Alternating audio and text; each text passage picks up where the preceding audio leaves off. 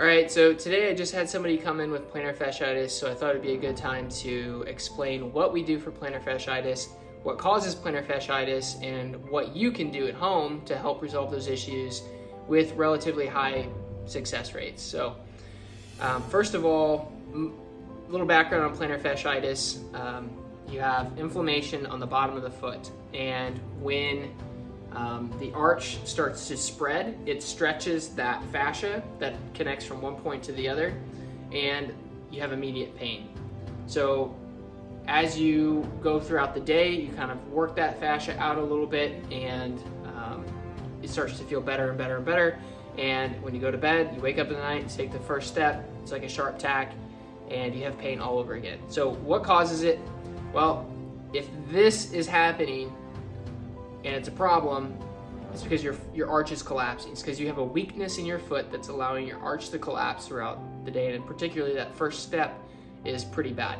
And it's usually due to weaknesses further up the leg and not at the bottom of the foot like most people will be addressing or recommending. So some common treatment methods that I never use in the office and I never see that are necessary, no offense to those people that are using those methods, maybe they accelerate some form of healing process and they can still get some progress, but most of the time I end up seeing those patients that have been doing those things and they haven't been helping, but sometimes they do. So whatever it is, I'm not going to totally squash on it, but I just don't do it, and I never see that I need to do it. So taking a frozen water bottle and rolling it out. Again, it's the same thing as going throughout the day, and loosening up that fascia. It's not the cause of the problem, so why would you be beating up on an inflamed area? It doesn't make sense to me. So next is, aside from just beating up the inflamed area, or scraping the area, sometimes I actually had to do that in school, and I cringed at the thought of doing that. Didn't help that person.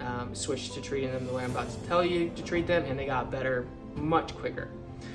So the next part is, well, why don't we just shove something up there like an arch support, like an orthotic, and give you relief that way? Well, people get relief that way, and that's because you are propping up and not allowing that stretch to happen. But that's not resolving any root issue.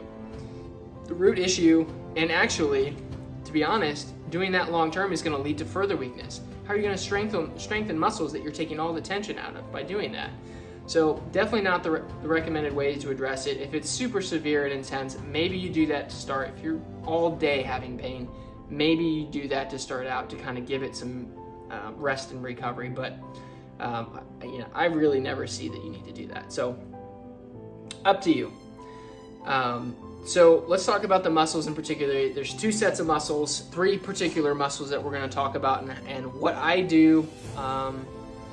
We might be addressing other things, but these are the three most common things that I see. It might take you a little longer to find these things, but most of the time it does help. So if we imagine the arch, we'll talk about the first muscle, and that's the posterior tibialis. So that muscle attaches right into the arch of the foot. It hooks the arch and supports the arch. So you imagine if that muscle's not contracting, that the arch will drop with any type of stress going through it. If you have a good, strong posterior tibialis, you're not going to have any drop. The other muscles are part of the calf, and that is the soleus and the gastroc. And excessive amounts,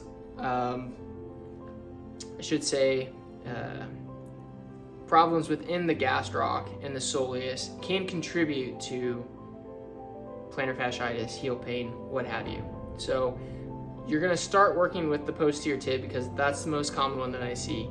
But the soleus, if it's not that, it's usually somewhere in the calf. So what you're going to do is find your shin bone, and you're just going to hug the shin bone with your thumb. You're going to start at the top as far up as you can, right at your knee, and you're going to put pressure in there. And as you're following the shin bone and looking for that soft tissue, it's pretty deep in there, and it actually attaches to the tibia. That's why they call it the posterior tibialis, behind posterior tibialis, tibia. And you're gonna find little spots there. Mine have no pain, actually at all, but you will definitely find them and it'll be lit up. So 5-10 seconds in an area, and move on to the next one. If at any time you're feeling numbness into your feet as you're pressing, don't press there. That's probably not the right place to be pressing. It's gonna feel beat up. You're gonna feel the adhesions in that muscle. It's gonna be pretty obvious. At least it's obvious to me, but I also do manual therapy all day. So next one, you're gonna work into the back of the leg, the back of the calf, and start on the inside. And I have a little bit of soreness in through here.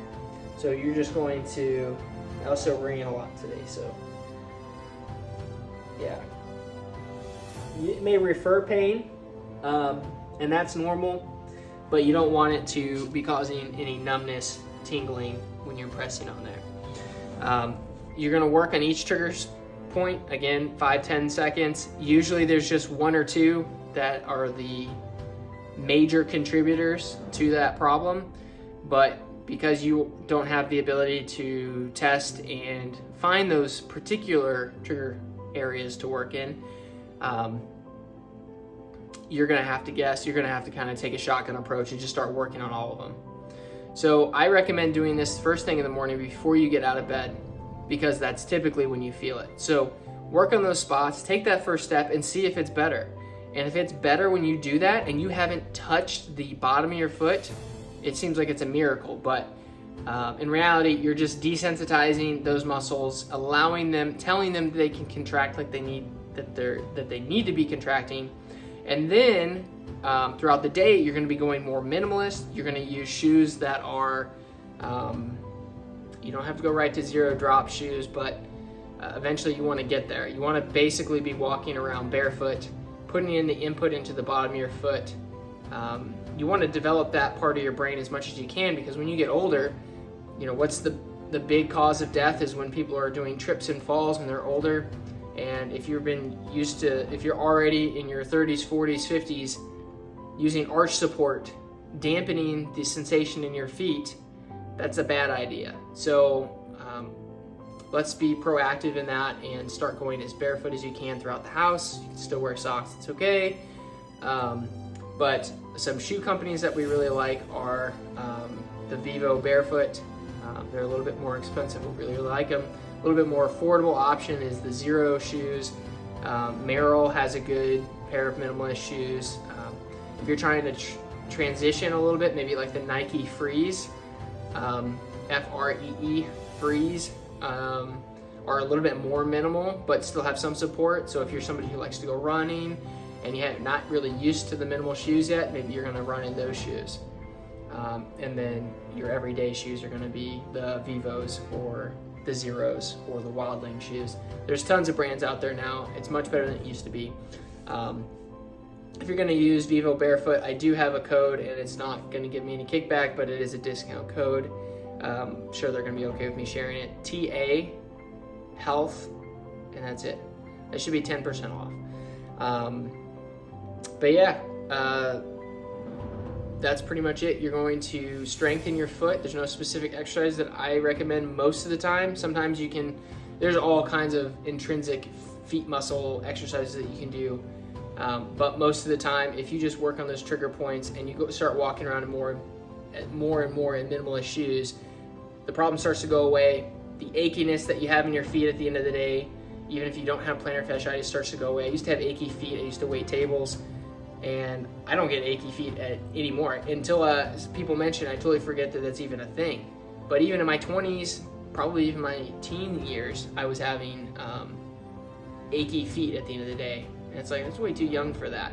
So switch to minimalist shoes, you start seeing those things go away, you get strong feet, and you don't have those issues. So that's it for that one. No need to get any more complicated than that.